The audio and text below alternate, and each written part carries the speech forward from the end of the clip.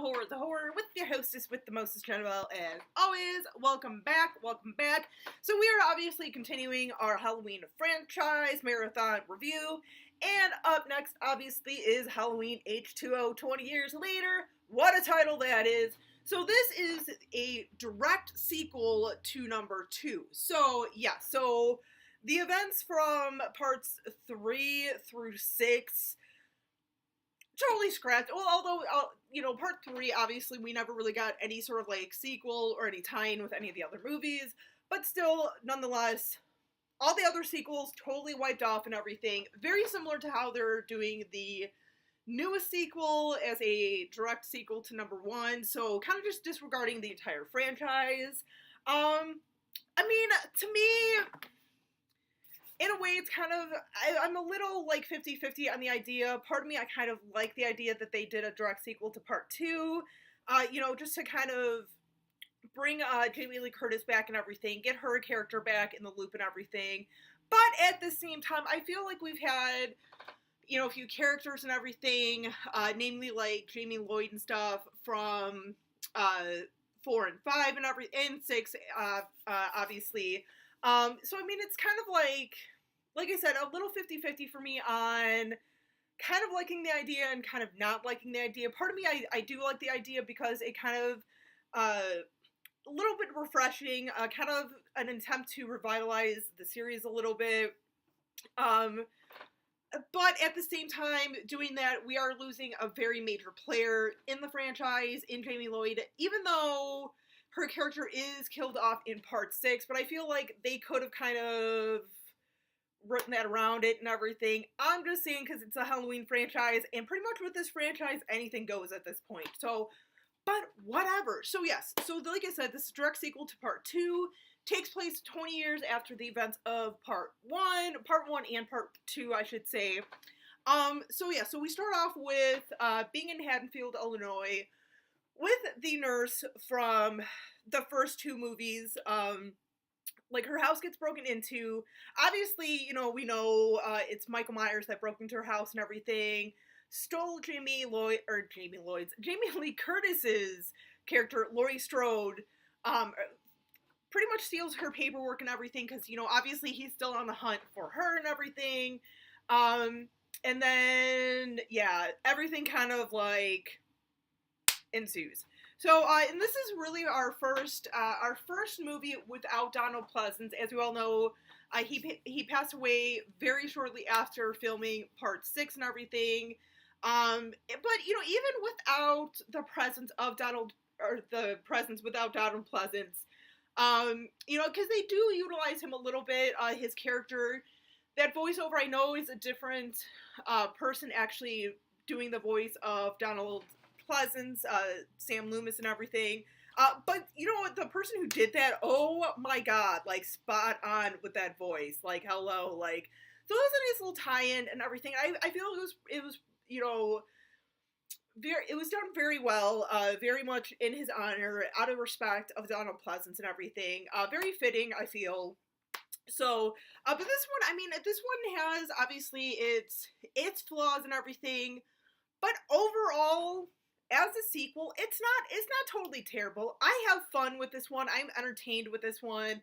It's certainly not one of my favorites. I would have to say H20 definitely ranks higher for me than part 6, Resurrection, the Rob Zombie remakes and everything. So it has its place for me. I know not everyone likes H20. You guys know me.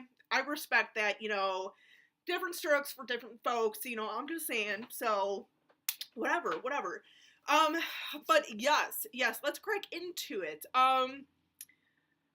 So as I kind of said, he broke into the nurse's house, and once again, how the hell did he know where the damn nurse lived? How did he even know that she was still alive? What the hell? Is he reading a newspaper? Is he looking people up in the phone book? Wouldn't he try and track down Loomis? Just saying, I don't know, maybe he assumed that Loomis was dead, everyone thought he was dead from part 2. Just saying, I don't know. Whatever, Michael's pretty smart like that. I imagine Michael Myers as being someone who has a very high IQ, And the rest of us are just like, how do you do it, bro? Just saying. But yeah, whatever. So he breaks in, gets his stuff, finds out that Laurie Strode is living in California. Sunny California, the Sunshine State, right? No, I feel like that's wrong. Florida's Sunshine State, right? Whatever. I don't know. But yeah. So she lives in California now, is the headmistress of a very astounded, resounded prep school and everything, where just so happens her 17-year-old son is enrolled there. Very kind of like, I feel like Laurie Strode in this kind of comes off as very protective, rightfully so, but almost to the point where it's like, dude, you are suffocating your son. I think he even says that in the movie at some point. And yes, I should say, Josh Hartnett is in this movie. I think this was possibly his first role, or one of the first roles he did, because I know it was almost like a Paul Rudd type thing where like he did this and The Faculty like pretty close together, but it was definitely one of those like first, you know, big breaks for him and everything. And I give Josh Hartnett credit for this. I do actually like him in this role. And I really like it because I know like in the special features of this, of like the making of this movie or whatever, he did kind of say like, you know, they really wanted me to be kind of like that very like clean cut, almost like Dawson Creek type of boy, where it's like very clean cut, very just like almost like polished and made up and everything. He's like, no, that's not how every kid is. Like, you're gonna get more kids kind of identifying with my character if my hair's kind of messed up and like whatever. And he you know, rightfully so. I love that he did that. Like, he would wear this like sort of like beanie hat on his head, and then as when they were about to call shoot, he would take it off and just start acting. And I think the director kind of would get pissed at him at first because he's like, dude, stop. So yeah, but whatever. And director, by the way, is actually Steve Miner, who has done a couple of other horror sequels. Like I know he did Friday Part 2 and I think 3. So yeah, he knows the franchise. You can definitely kind of tell too that with Steve Miner doing this movie, he definitely does a good job because he, like I said, he understands a franchise, especially a long-running, beloved franchise like this. But yeah, and there's quite a few like sort of like homages with this, which I kind of like. You know, I mean, you have Jamie Lee Curtis in this. You actually have her mother, Janet Leigh, in this, who's also driving that same damn car from Psycho. They make Psycho references throughout this movie. At one point, LL Cool J calls Jamie Lee Curtis's character Psycho. Ba-dum, bum. You know, little things like that I do enjoy about this movie. Like I said, I mean, I know there's its flaws and everything. Certain parts for me are definitely very much like, oh god, this is so kind of like teeny bopper a little bit. I think that some of the casting choices, like Michelle Williams, because I know she was at the time still doing like Dawson's Creek and everything. Like Dawson's Creek, very hot at the time. So they're kind of like, this was a time when, you know, it was cool to be in a horror movie and everything. Everyone kind of wanted to be in a horror movie. So, but I mean, no, I mean, even Michelle Williams, I mean, I do like her character. I think she did a pretty decent job in this movie. Not one of my favorite characters in any horror franchise, but she did a decent job. I like her character. She's a likable character and everything. But yeah, you know, and plus too, you needed, you know, a couple kids there as like little love interests and stuff. So not a big deal. I'm not even gonna like hate on that. So, but whatever. And also too, something that I do like, because this obviously, like I said, there's like a lot of like sort of homages to other things and everything. Something that I really liked was while they're in class, Jamie Lee Curtis is, you know, teaching the class and everything, and Michelle Williams is looking out the window and sees, you know, Michael out there and everything, very much like the first one and everything. And they were talking about like the classroom discussion was like something about like redemption and everything, and I like that because this is 20 years later. Jamie Lee Curtis's character is really trying to fully move past the events that happened 20 years ago, It really have not, nothing has ever happened since then, theoretically, in the Halloween universe, when you're looking at this movie. So, she's still scarred by it, but that, that lesson and, like, all that she's teaching, it is kind of saying, like, maybe it's time to, put all those events aside, forget about those, kind of like forgive your brother a little bit of like, okay, you know what, it's over, it's done with, bury it, and whatnot. Very much similar to the Fate lecture in the first one that Laurie Strode was sitting through and everything. So little things like that that are, I think, done really well. I like little things like that.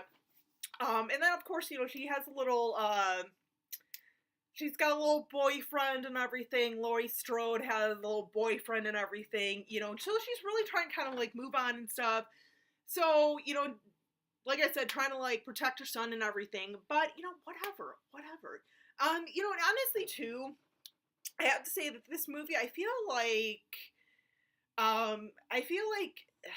this one, they could have easily made this like the last sequel in the franchise. Unfortunately, that didn't really happen. We did get at least one more. Well, technically, it's going to be two now, but we did have Halloween Resurrection that came out a few years after this, 4 years after this. But I think they should have kind of just ended the series here. I feel like it would have been a pretty fitting ending to the franchise, in my opinion. Because at the end, Michael comes, gets her. She, pretty much steals the ambulance and everything because she's like, I want to make sure he's freaking dead. So she drives, this ambulance crashes and everything. Michael gets trapped between, like, the truck and, like, a tree branch or something, and boom, beheads him. I honestly was totally okay with that ending. Something like this, you really didn't need anything totally spectacular or anything over the top. Because they did technically kill him once again in part 2 by blowing him up, totally burnt to a crisp and everything. This one, she chops off his head. Like I said, I feel like that's a very appropriate ending.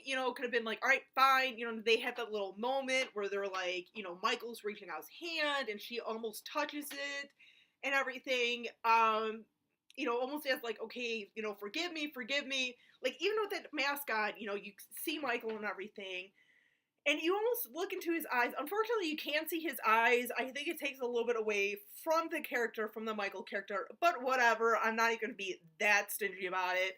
But kind of like reaching his hand out, you can even kind of almost tell with that mask on and everything of like, almost like forgiving, trying to get forgiveness, almost as if Michael knows, like, this is it for him, he's been defeated and everything, but no, they had to fuck it up and make a sequel to this.